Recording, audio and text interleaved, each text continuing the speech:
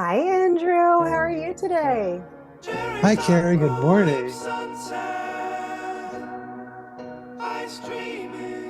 Happy conclusion of Pisces season. Here we are, ready to end the zodiac season and start a whole new cycle. We are actually meeting a little later than we had anticipated for our fourth installment of Comedy, Astrology, Tarot Education. Major and I needed a little bit of TLC on the day that we were going to record, and so we found another time that will work better, hopefully, for everyone today. And now we are fully in flow and ready to explore the latest edition and the latest round of cards. Awesome. So I will pause the music. We were just listening to Ice Dreaming by Holy Hive. They're just really nice, chill background music, which I think will be good. Since when we were first looking at these cards, I was like, damn, this might be like a heavy, heavy group of cards. But before we get into that, why don't we start with our little sacred flow and grounding, Andrew? Yes. So I was informed by Carrie earlier that the chimes are barely audible. So I'm going to give a little bit of an opening Om. So everybody go ahead and just take a deep breath and put your hands on your heart and just do a little Om, Um, Om, Om, um, Om. And then go ahead and feel yourself inside of your heart. Just feel the blood flowing and the pulse pumping and the energy of radiance emerging into your heart. And just take 3 deep breaths and feel your heart as it's steady in your chest.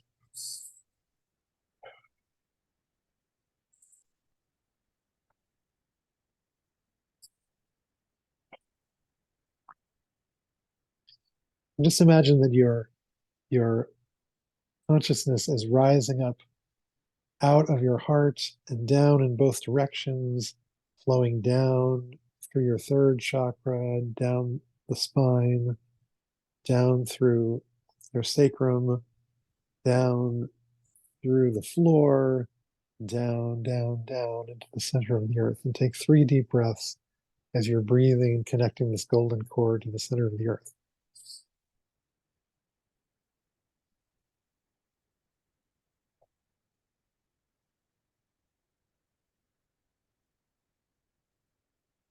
And now go ahead and take 3 deep breaths as you feel this golden cord rising up from your heart, up your spine, up your fifth chakra, opening up your throat, up through your crown, rising up through the ceiling and up into the sky, and reaching into the center of the sun.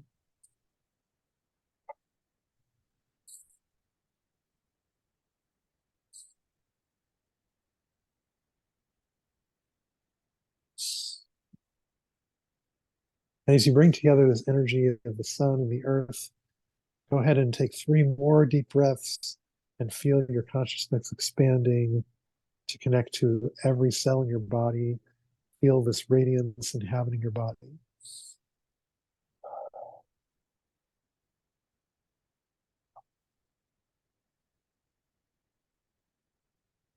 And then take 3 more deep breaths as you imagine the energy starting in your sacrum and moving up through your spine, up the chakra system, all the way through your crown.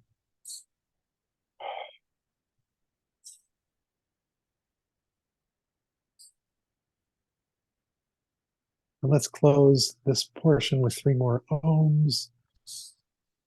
Om.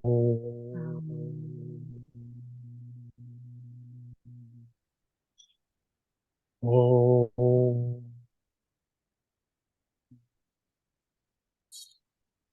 Om. um, Om.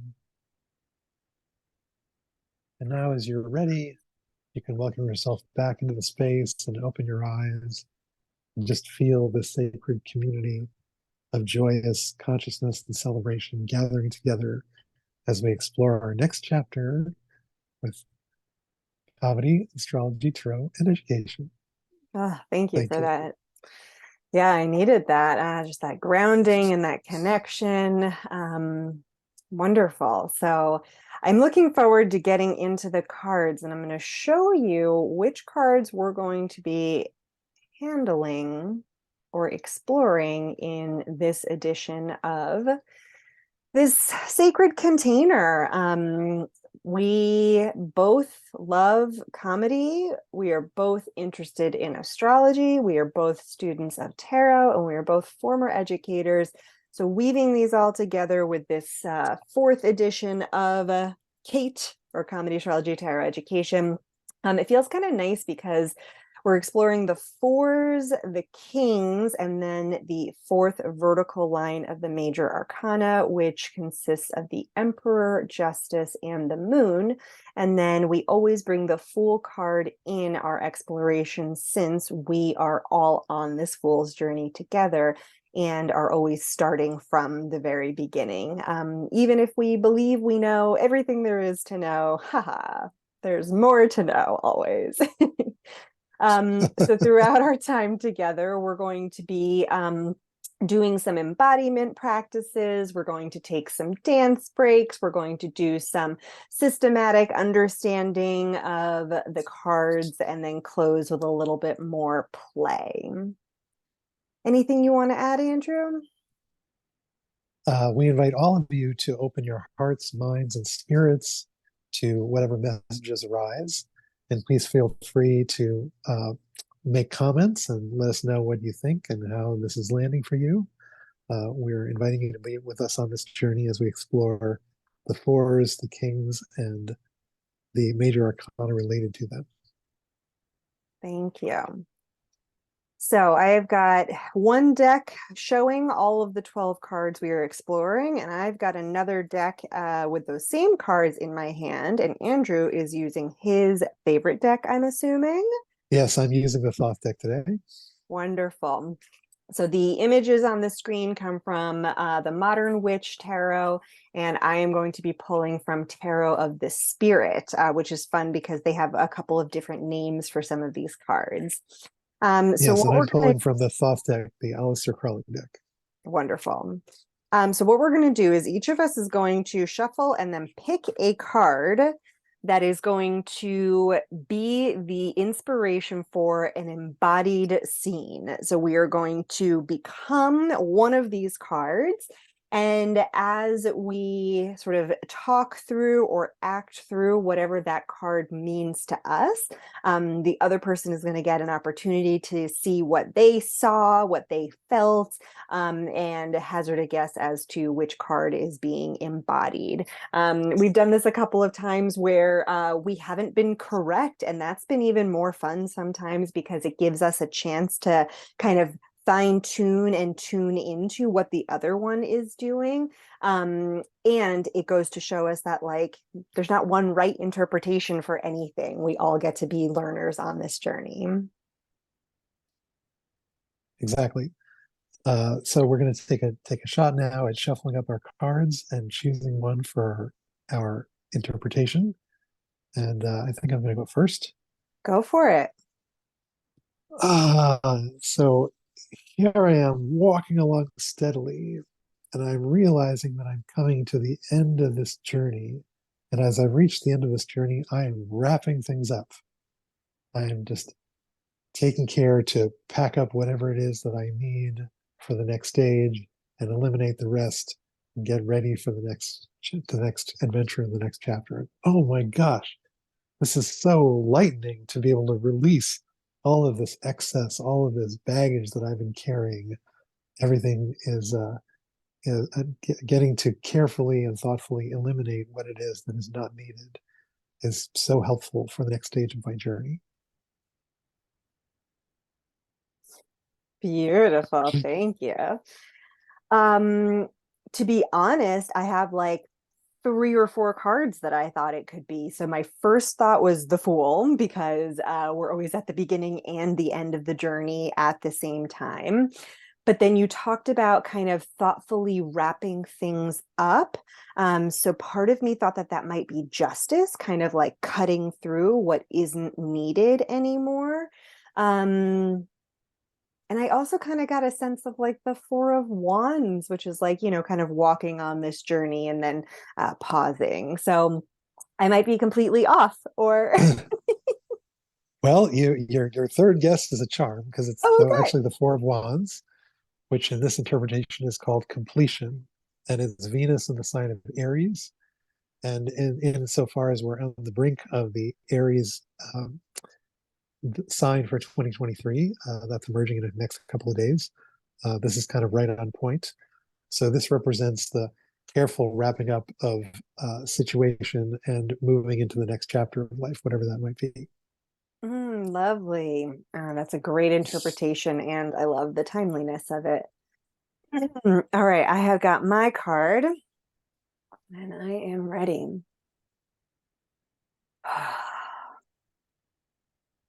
See that mountain over there? That's a tall mountain. I've scaled that mountain many a time. I know every rock and tree and brook. That mountain's a friend of mine. I feel like the mountain and I are one, where I can just be. I can just take up space. I can just enjoy the abundance of what's around me, knowing that I am always provided for. I can take these resources provided by Mother Nature and I can use them for whatever I need. Chop up some wood for a fire, collect some water for my bath. I can use the rocks as tools. And I'm just so, so grateful to be reveling in the abundance that nature has provided. Oh, beautiful, Carrie. That's so delightful. Well, of course, in these cards you're showing now, that's suggestive of the moon, where you have these natural humans who are inhabiting this beautiful landscape and drawing from the nighttime energy of the moon and seeking around them what it is that they need for sustenance. I love that interpretation. I was actually doing the King of Pentacles, or in this deck, it's called Father Earth. And to Oh, great. me, this card really feels like it's just the embodiment of confidence, of stability, of everything you kind of need around you being available at any time, as long as you kind of take up this space and are in reciprocity with what you receive as well. Wonderful. Yeah, in the thoughts deck, that's I believe, the Knight of Discs, and that also conveys this very powerful figure who's grounded, confident, and moving steadily in space, and is able to survey the territory and understands what it is that is needed for uh, self-reliance and sustenance. Mm-hmm. Mm-hmm. Beautiful. Well, what we're now going to do is take a little bit of a body and dance break before we get into sort of this full-on exploration of these 12 cards. So we invite you, if you have been listening along and you are ready to take a little break from the screen, move your body a bit. Andrew and I tend to like to dance on screen, but you're free to get up. So the next song we're going to play is called Pleasure Line by Video Age, and we'll listen to it for about a minute or so.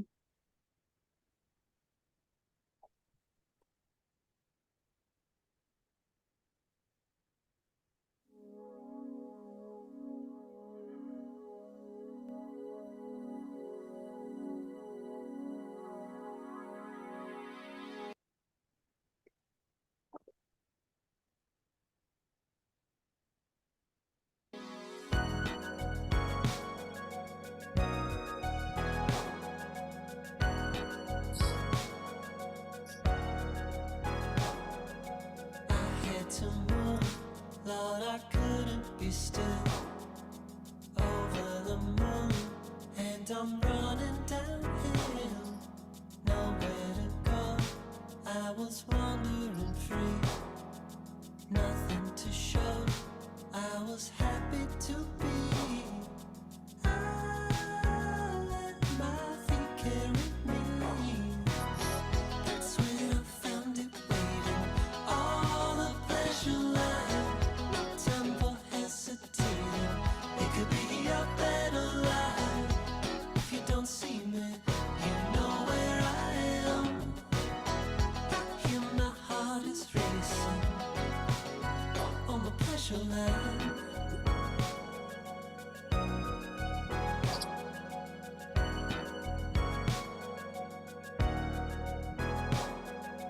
I found a way to a place in the sun, sweet serenade and a kiss all in one. Ocean to sea, to a beach on a star, open and free, you can be who you are. I want to play my guitar. That's when I found it, baby. All the pleasure line. I know it might sound crazy. You could be up and alive. Maybe if you want to, you know where I am. I hear my heart is waiting on the pleasure line. That was a fun jam. Oh, I love that song. That's really wonderful. Thank you so much. I'm glad. Have you heard it before?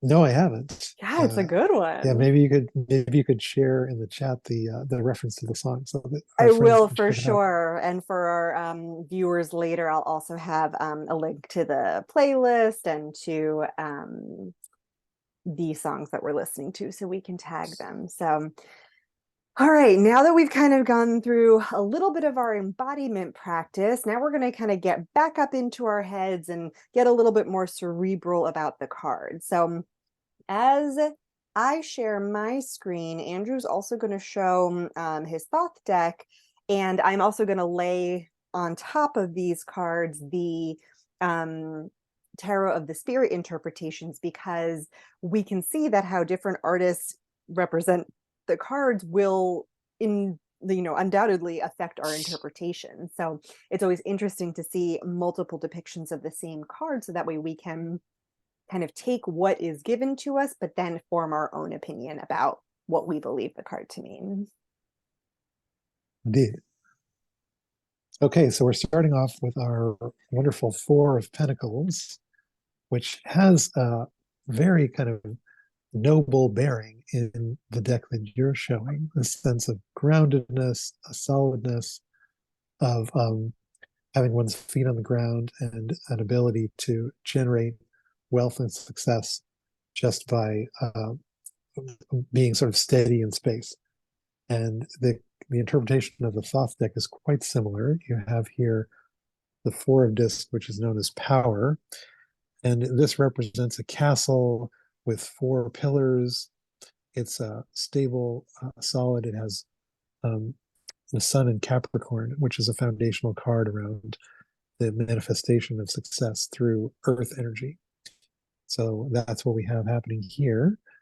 And Carrie, maybe you could share your Tarot of the Spirit interpretation. Yeah, so I love the fact that they both say power, the Thoth deck and this one. I wonder if there's going to be other overlaps. But I also noticed how like one deck called it pentacles, another one called it discs, and this one called it earth. So again, all of those can kind of have different connotations. But the idea of sort of having a stable foundation of resources feels to me to be at the heart of this. So whether it is, kind of like this figure is holding things close to them to say like, these are the things that I need to be safe to survive, or if it's kind of like this vertical interpretation of like building on top of things. I really feel like this card is all about like having some kind of a stable foundation to be able to then build upon. Excellent. So then we move on to the Four of Cups, which you can see there's sort of this spiritual generosity happening in the cards that you're showing, that kind of brings forth gifts, and in the cups, it's connected to the heart and the emotions and the natural flow of energy that we all require for sustenance. And here in the Thoth deck, it's called luxury, and you can see this lunar spiritual source is pouring forth watery energy into the four cups, creating this sense of abundance and flow. It's the moon in Cancer, so it deals with that sense of like, oh, that the nurturing spirit of the heart is constantly regenerating and bringing us the sustenance that we need, so that then we have not just enough for ourselves, but enough to share with others. Hmm. That's great. And it's so interesting how the different interpretations and the visuals like really bring up sort of a varying definitions, like even in my mind, because sometimes when I see this Four of Cups with the traditional image, I think that we can sometimes be blind to the generosity of spirit, to that, what was the word that was on the Thoth deck? It's called luxury. Luxury. So yeah, the like luxury of being able to like receive the bounty from spirit. And then in the tarot of the spirit, it's called the flood. And oftentimes a flood has a pretty negative connotation. But when I think about like sort of the natural cycles of the world, it's like things need to flood. Like if you think about certain rivers, like the Nile, for instance, like when it's the flood season, that's when all of the crops can be nourished for the year, because otherwise then the crops don't have enough water for the rest of the year. So it's just kind of interesting how we can like see these cards as like sometimes being open to an abundance of luxury from spirit, and sometimes we get so wrapped up in like what's right in front of us that we're ignorant to what's happening around us. And then sometimes we need that flood to come in for us to be like to feel fulfilled, to be able to, you know, plant new seeds and make new waves. Precisely. Are we ready to move on? Yeah. Now we have the Four of Swords, and the Four of Swords in the Thoth interpretation is called Truce. It's Jupiter in the sign of Libra, and it represents teamwork, cooperation, and mental energies which are coming together for mutual support and understanding. And it brings forth this kind of awakening of the mind to the deeper possibilities that are available. Wonderful. Yeah, and swords are the suit of air. So I love how the Tarot of the Spirit calls it wind. And then you had the word truth, and then this one has the word mastery on it. Because when I think about the process of healing, a lot of times it comes down to what are our foundational thoughts? What are the things that we have assumed or believed or taken for granted that have led us to where we are? And sometimes we need to get to the truth of those things. Like, are they true for us? Are they things we inherited from other people? And then when I think of this idea of like mastery, I'm like, I don't know if we ever get there, but I feel like the process of healing is to have some measure of control or mastery over our thoughts, so that way they're not running us. Because when you see this figure lying in the bed with all of those swords, excuse me, sort of, you know, threatening them almost, it feels like, you know, those thoughts can be really heavy, and it's important that we become aware of them, and then we make the choice whether or not those are going to be true for us and they're going to weigh us down, or are they going to help us get closer to the truth of who we are, and are we going to be able to master them in a way that they'll be beneficial to us. Yes, exactly. Well said. Well said. Yeah, it's amazing how we can turn our attention, and whatever we put our attention on tends to grow and expand. So if we're able to turn your attention to positive, forward-thinking thoughts, then that's generally will provide you with a beneficial foundation for the future. All right, and then we talked a little bit about the Four of Wands, so what else would you want to add to it, Andrew? Yes, so I'll just show this card again. This is the Four of Wands. In the Thoth interpretation, it's completion. It's Venus and Aries, and you can see in the deck that you're showing, the traditional deck, you have these characters who are moving into this kind of, um, it's almost like a trellis that forms the foundation for their ability to, express themselves and to release whatever it is that doesn't belong and hold on to what is helpful and useful. Yeah, and the Tarot of the Spirit interpretation calls this flame of spirit, which I really love as kind of like, and the imagery on the traditional Four of Wands always makes me think of like a May Day celebration. So when I think of like ushering in spring and like sort of celebrating getting out of the summer and, or excuse me, the winter, and like seeing new blooms, all of that shows kind of like the resilience of having like completed this cycle of like um you know uh release from the fall, and then hibernation from the winter, and then regeneration in the spring. So thinking about that flame of spirit as being like a point of like celebration and honoring, like look at what we've come from this far, and like let's kind of dance with that is the word that's coming to mind. Yes, precisely. Yeah, that image is very inspiring in terms of that sense of like, oh, we can dance together through the present and into the future inside of this radiant, connected, natural setting. Lovely. All right, so we decided to pair the kings with the fours, because there is a bit of an echo here of like stability, foundations, taking up space, completing, receiving. So I'll be curious to see sort of how these cards come up, and then how the major arcana cards are sort of these overarching themes. So let's go back to the King of Pentacles. Okay, the King of Pentacles, as you observed, represents this feeling of, oh, I'm grounded, I'm stable, I'm ready to move forward into the future, and I'm able to access whatever resources I need to move forward. And that's what you have. Similarly, in the Thoth deck, you have this Knight of Pentacles who's representing kind of an earthly mastery and is surveying this kind of abundant field of wheat surrounded by mountains. And this character is able to very calmly and thoughtfully observe the setting and understand the actions that need to be taken for future sustenance of those in the kingdom. Yeah, and I just love um the idea of sort of embracing like the abundance that's all around us, because that's something that we tend to forget.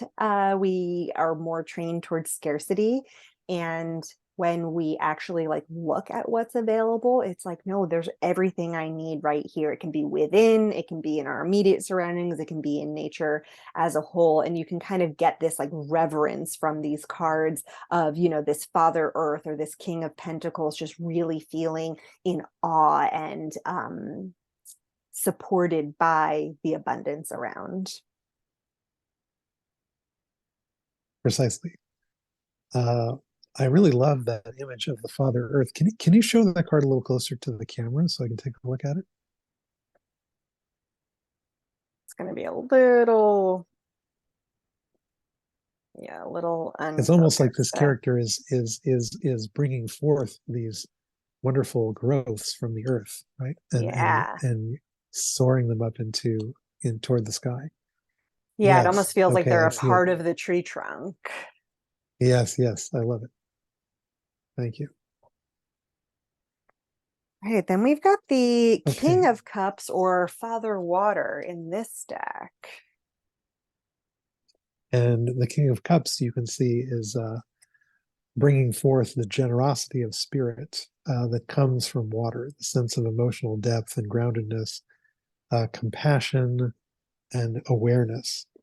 And here in the Thoth deck, we have the Knight of Cups, who is carrying forth a chalice symbolized by Cancer the crab. And this character is also almost like an angelic figure with these wings, who's mounted on a horse and is bringing forward this sense of like, oh, there's plenty to go around. There's this sense of abundance and the sense of like we're all connected in the water.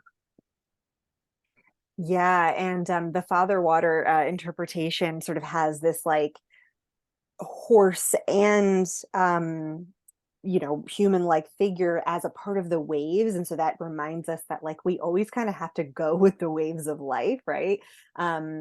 Being in some sort of like mastery of our emotions is pretty necessary to be able to like take up that space and really go with the flow. Like with the traditional King of Cups, they are, sort of on this platform surrounded by water, and they're completely unbothered. They know that they are master of their domain, and that they have that sense of what is their responsibility in terms of emotions, and then what is the responsibility of their emotions on others, and being able to kind of like give and take and ebb and flow is so necessary when we get to any sort of understanding of our emotions. Yes, and I'm noticing in both this card that you're showing and in the Thoth interpretations, each of these characters is riding a horse and is Mm, connected to, it's that there's that way in which the divine and the earthly are united in the union of horse and rider, mm. and with that ability to kind of move forward dynamically into the future. Yeah, it is interesting that some of these, have like at least in the modern witch tarot, like they all kind of have an animal attached to them. So like in the King of Cups here, it's got a little fish. Over here, it's got the King of Pentacles has kind of like a ram or a bull, and then King of Swords, we have birds and butterflies, and then the wands. I can't see what's up top there. I think it's a lion. Or actually, no, that might be Yeah, that would another make kind of sense. like, it almost looks like it's another like ram or like goat or something. But anyway, it's just interesting. Like, again, all those Probably Aries the connotations. ram. Okay. Yeah, all of those like other connotations of like the animals and what they can represent in terms of, learning from nature. Yeah, exactly. Then we're moving on to the King of Swords, and the King of Swords in your interpretation here is this sort of almost like a sky being. He's got connections to the clouds and the butterflies, and it's representing sort of the lofty principle of mental awareness and awakeness. And here in the Thoth deck, it's even more lofty. This is a mounted knight on a flying horse with kind of these dragonfly wings. And he's soaring over the water. So this represents a figure who's swiftly moving from thought to thought and idea to idea, and is able to kind of traverse the consciousness field with his dynamic energy. Mm.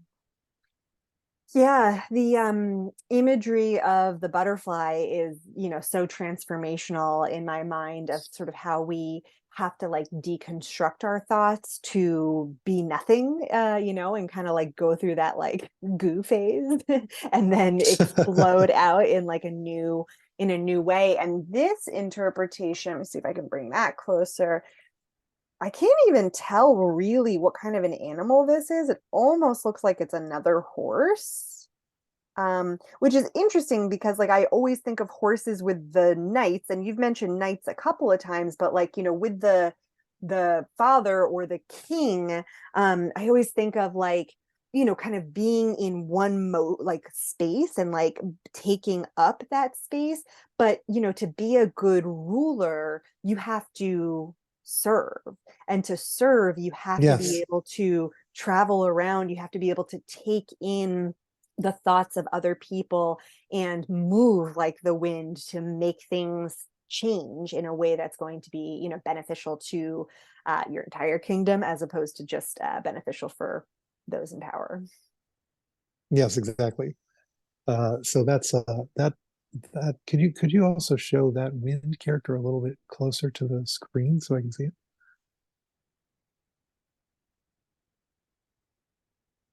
Oh yes, so that's almost like a mysterious otherworldly creature being brought in by the wind. Yeah, I Yeah, can see it. yeah, it's super interesting. Yeah, and here in the Thoth deck, this character of the Knight of Swords is almost completely unified with his steed. It's like they're one being, moving swiftly with one consciousness toward an end destination. Great. And then we get to our King of Wands. Yes, exactly. So the King of Wands we see seated on a throne. Is that a gold throne It looks like it. in the traditional? Yeah, holding a staff and kind of preparing to move forward with energy. And here it's even more dramatic in the Knight of Wands. He's like this steed surrounded by flames, holding a torch and ready to perform dynamically and ready to take leadership and take charge and move forth into whether it's performance or battle or whatever confrontation is required. There's this vitality and passion emerging out of this card that is represents the mastery of creative flame. Mm.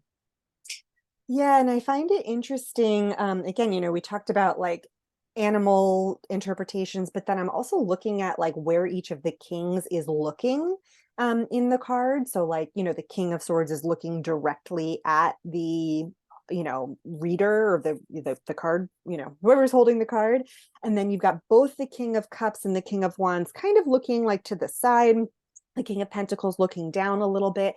So the King of Wands, like I kind of get this impression that like something's happening off the picture that we can see that like has their full attention, because when you're in that creative flow, you mentioned kind of like this idea of a battle, like when you're ready to like tackle a creative project, like you have that laser focus. And so being able to kind of take all of the tools to have that creative process be generative and be fulfilling and sustaining, it's necessary to kind of like, it doesn't matter if someone's like right there in front of you, you just need to like tap into that creative energy and go. Yes, exactly. There's a yeah, you can see that there's in each of the tarot, the spirit images, there are these hints of humanity, but they really are merged with elemental power and elemental forces. Yeah. And it's like the energy is moving, up in the Father Earth, the energy is moving up toward the sky. Ooh. In the water energy, it's kind of surging of this connection between the shore and the sea. In the wind, it's kind of pulsing and bringing this air energy down toward the earth. And then here with the Father Fire, it's like charging to the next destination and has this kind of passionate upward movement. Love that.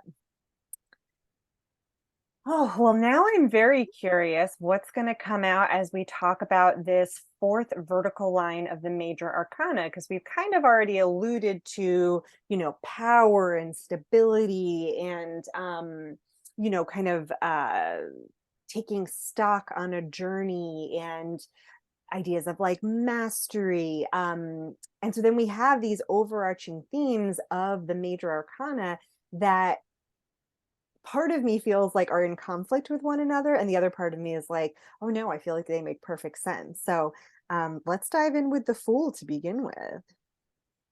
Yeah, so I'm noticing that the Fool is like the beginner's mind, that sense of like, okay, I'm ready to take on this journey from the position of the beginner, and it's the beginner moving toward mastery.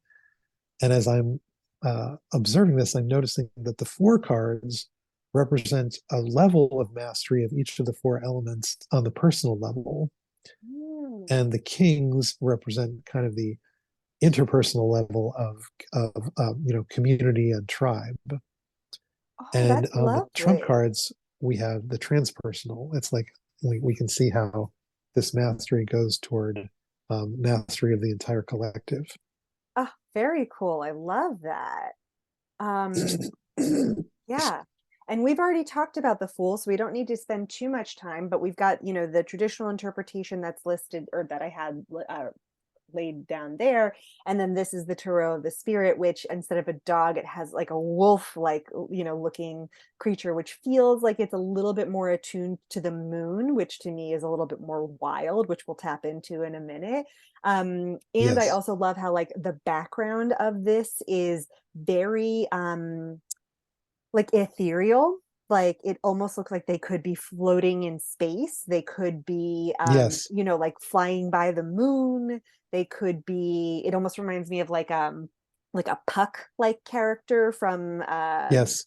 from Shakespeare, just like a little like nymphy, um not troublemaker, but like scoundrel in a way. Does that make Yes. sense? Yes. Yes, exactly. Yeah. Yeah. Almost like a Puck like character who's like Exactly. mischievously, or like a Cupid almost. That's Exactly. another Yeah. another form of this. Yeah. All Okay, now right. moving toward the Emperor, Yeah. you'll notice in your interpretation here, the Emperor is holding the Ankh of Life and Mm. is kind of containing, in a way, all of the elemental forces of the other kings into one, the formation of life out of the other four elements. And here in the Thoth tarot, we have this character of the Emperor who's kind of glowing with this red, orange, yellow energy, is a source of radiant light, channeling the sun. He has a couple of rams sort of backing him up, and then he's expressing the energy of Aries the ram. So this is appropriate for where we're about to be coming to, is the sense of like, okay, it's time to get into motion here Yeah. through the sign of Aries. So So I'm noticing that both of our figures have a leg crossed over the other one. They yep, all have the Ankh here, and then they all have horns, or the ram, yeah, horns in some way, which is super interesting. Because again, like these interpretations have been generations in the making, and so some of them are going to have those echoes of like, decks of old, and some are going to be very modern interpretation. So it's just very interesting to see the overlaps. So, I mean, when I think of the emperor, I think of like boundaries. I think of being completely stable and aware of like one's capacity and not extending oneself beyond that, and also not letting in anything that's going to detract from the stability and service that has been created. An emperor also can sometimes have like a negative connotation as being like not quite a dictator, but someone who has like more absolute power than just a monarch or a president. But if one is an emperor who rules justly, who rules with sort of these discriminatory, not discriminatory, the other way, like discernment. discernment. Yes, Thank you. Very different than what I was trying to say. You can become a very hopefully just ruler. And also, I'm getting this nice and close. It's going to be fuzzy again, but do you see how like their calf has like an eagle head right oh there? yes, So then right. I think about like, what an eagle represents, which is like majesty and soaring, and again, like having that complete freedom and reign of the sky. Yeah, precisely. Oh, I love it. That's great. Yeah, this Emperor card also has a double eagle sign here on the shield, so it brings forth that sense of like the soaring majesty of the rulership, and the rulership being of service. Somewhere this character is profoundly in integrity and profoundly of service to others. Wonderful. And then we move into justice. Yes, and Right. here the justice. This is the adjustment or balance card. This is this character in the Thoth tarot has is wielding the sword and the scales, and is establishing balance and justice for the tribe and for the community. And it's kind of the opposite sign of the emperor. It's the Libra sign. So it represents bringing forces into balance that might be otherwise coming into conflict or tension. Yeah, so I specifically picked Tarot of the Spirit because they call the Justice card karma. And that has such an interesting shift to how this card, I guess, shows up in a reading for me, which when I think of justice, I often think of like a power dynamic of like someone in power who is like, um, you know, laying out or dealing out justice to other people who are not in power. Whereas karma kind of gives me this like natural ecosystem of like give and take. So it's like, depending on how people interpret karma, I see it as sort of like the sum action of like everything you've done. There are going to be things that are a positive, there are going to be things that are a negative, there are going to be things that end up neutraling out, right? They kind of like cancel each other out. And that's this idea of karma, that it's like you're not going to get like justice from any one entity, but you are going to have some kind of an evening out, which brings back that same idea of balance, like with the sum total of everything you've done in your life. So understanding that actions have consequences, those consequences might not be immediate, but that at some point there is going to be a natural rebalancing because of this karmic law. Yes, exactly. And that sort of cycle of nature it is in a way expressed by the more traditional cards, in the sense that it's like the human embodiment of natural law. So to see it conveyed in a more kind of universal symbols and natural balance here. Can you bring the karma card up to the screen as well, just for a moment?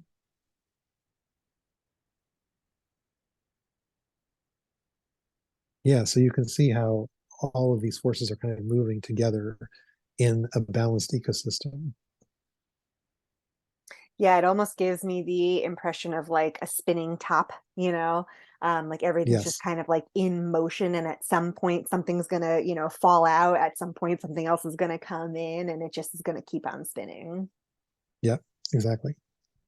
And then finally we have the moon, and the moon is this kind of brings forth this radiance from the sun, sort of reminding us of the sun's radiance in the midst of darkness, and is also bringing forth kind of inspiration and awakening. And here it's related to Pisces, the sign that we're just wrapping up now.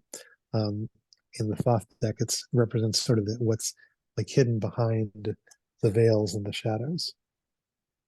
And it's a kind of a source of how our dreams kind of bring forth what is available to us.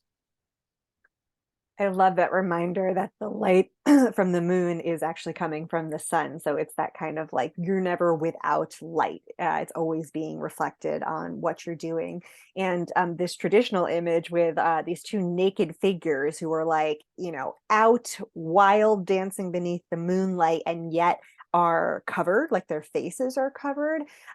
There's kind of this idea of like duality that we often will present, like one side of ourselves to the world. That could be the king side of ourselves, like I am put together, I am polished. But then it's like behind the scenes we get to be a little like wild, a little bit naughty, a little bit rebellious.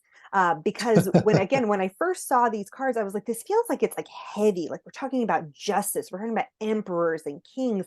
But the moon is kind of that reminder that like we all have a little wild streak in us, and it's really important to kind of tap into those natural rhythms of life that we have become really disconnected from, in having to work 9 to 5s, and only having 2 weeks of vacation a year, and having to work for, food and healthcare, like the basic things that should be afforded to all human beings. We get out of our natural rhythms when we're forced to produce, and we're forced to, be a part of this urgency and scarcity culture. And I think the moon is a healthy rebelliousness that runs like underneath and above, like everything that we do, that reminds us that like we're all kind of going through these cycles. And whenever we feel like disconnected from self, or we feel like we're too much, tapping into that emperor or king or justice, and we really need to kind of get back to the basics, like going back to that stability from the fours, like tap into our inner like lunar cycles and follow those to regain that sense of self. Yes, yes, well put. I really appreciate everything you said there. And yeah, the moon represents kind of this natural reminder that we are, inherently playful beings. And even if we have to, channel some of that playfulness into our sustenance, that spirit of playfulness is still alive in us and still gets to emerge and come out. Mm. What a perfect segue, because we are going to do a little bit of dancing, playful dancing, before we transition to our last portion of embodying a couple more cards. So, what is the next song up here? Ooh, a song that's called Grapefruit by Yuno. So, we'll take another minute or two and enjoy these funky beats.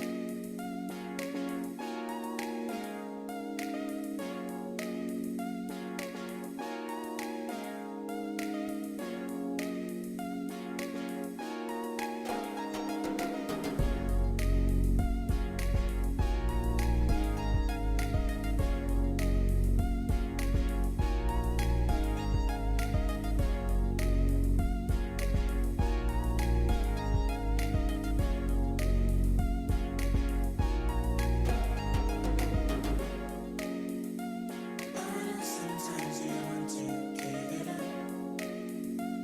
I've been trying to hold you down, but I'm scared enough. And the right letters of mine is won't be enough.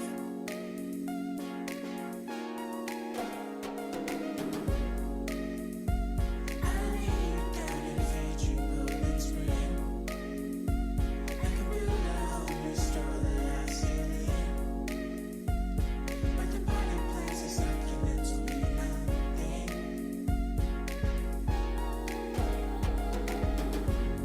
Grapefruits, bittersweet, nectarine, non-mortgage.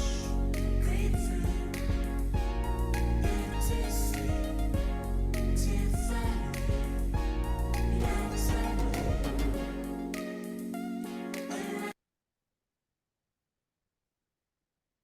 That was a fun one.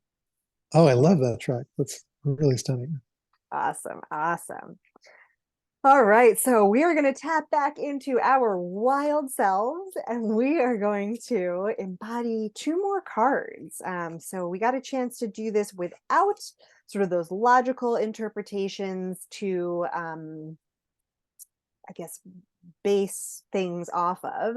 And now, after having sort of heard what we have to say, and if you've got your own cards out, you can do the same thing, kind of shuffle them and decide if you were to be one of these cards, what would they be and how would they come across? So, Andrew, have you shuffled and have you picked? I have shuffled.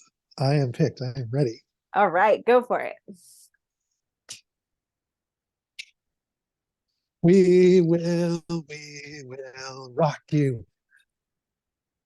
We will rock you. Are you ready for action? Are you ready to take off to the stratosphere? Are you ready for the next adventure? Come and join me. We will rock you. We will rock you. Let's go. So interesting because my first thought the last time was the Fool, and that was my first thought this time too. And I'm not sure. Maybe it's because of the earphones, or like, thinking about like taking off on an adventure. What were you embodying? This was the Knight of Wands, who's like ready to sort of take off, and this is like a almost like a spiritual rock star. He's really engulfed in flame and ready to sort of launch into adventure and excitement and whatever is next. I loved that. You just said a spiritual rock star, and that is like so, so fun. All right. I have shuffled and I have picked.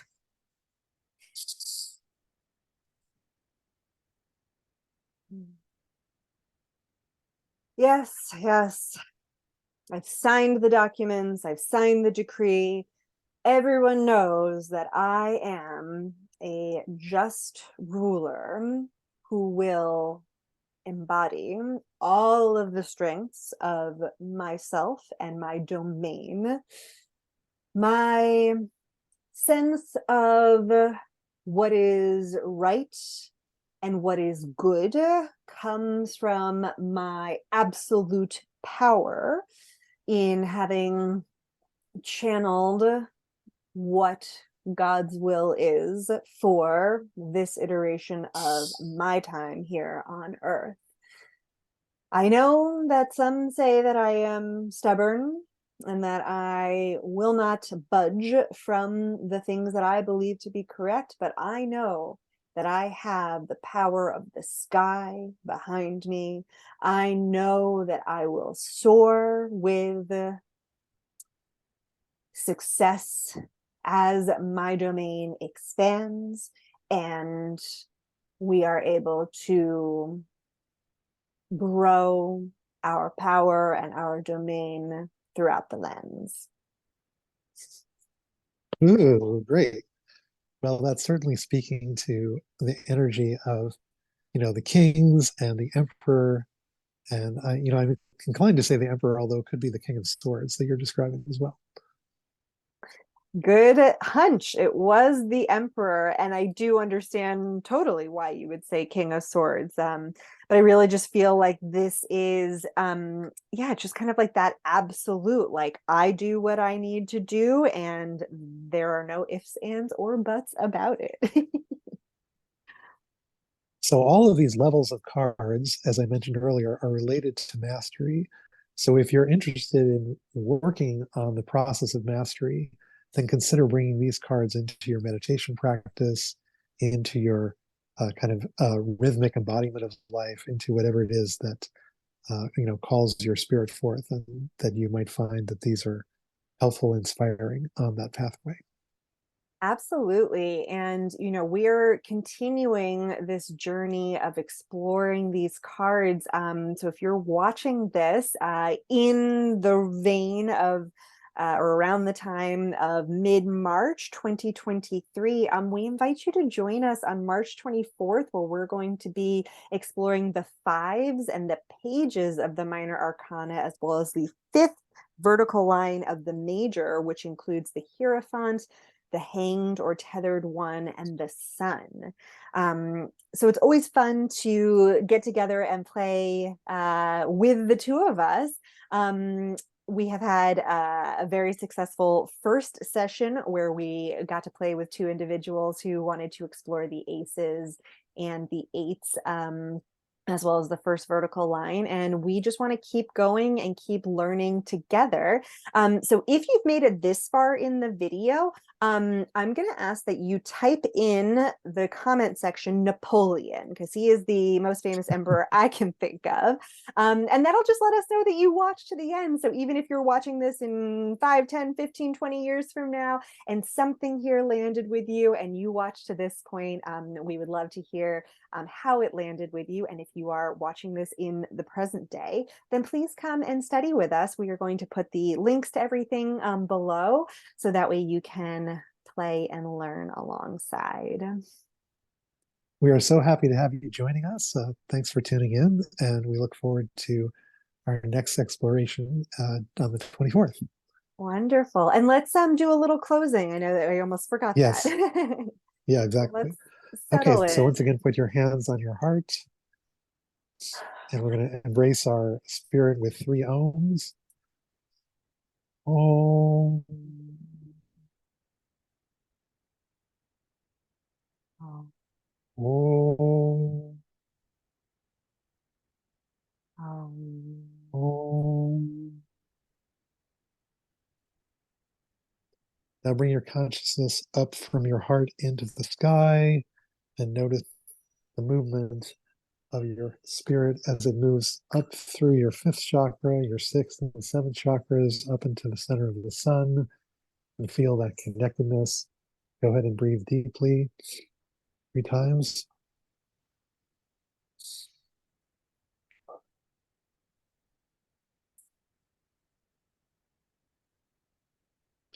And now, as you move your consciousness from your heart toward the center of the earth, go ahead and move it through your 3rd chakra, your 2nd, your 1st, down through the floor, down into the earth, and down to meeting the earth's core.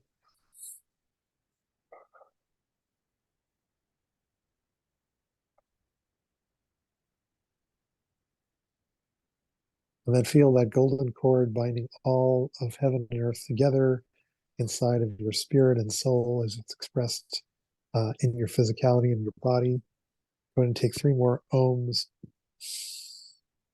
Om.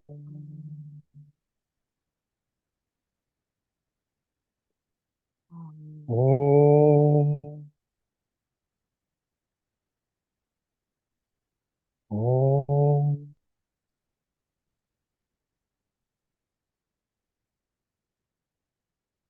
And then when you're ready, feel free to open your eyes and join us as we progress into the next chapter of our life adventure as we move into the cycle of Aries. wonderful. Well, thank you, Andrew, as always, for taking the time to play and learn together today. And for anyone who is watching this, thank you for taking the time as well.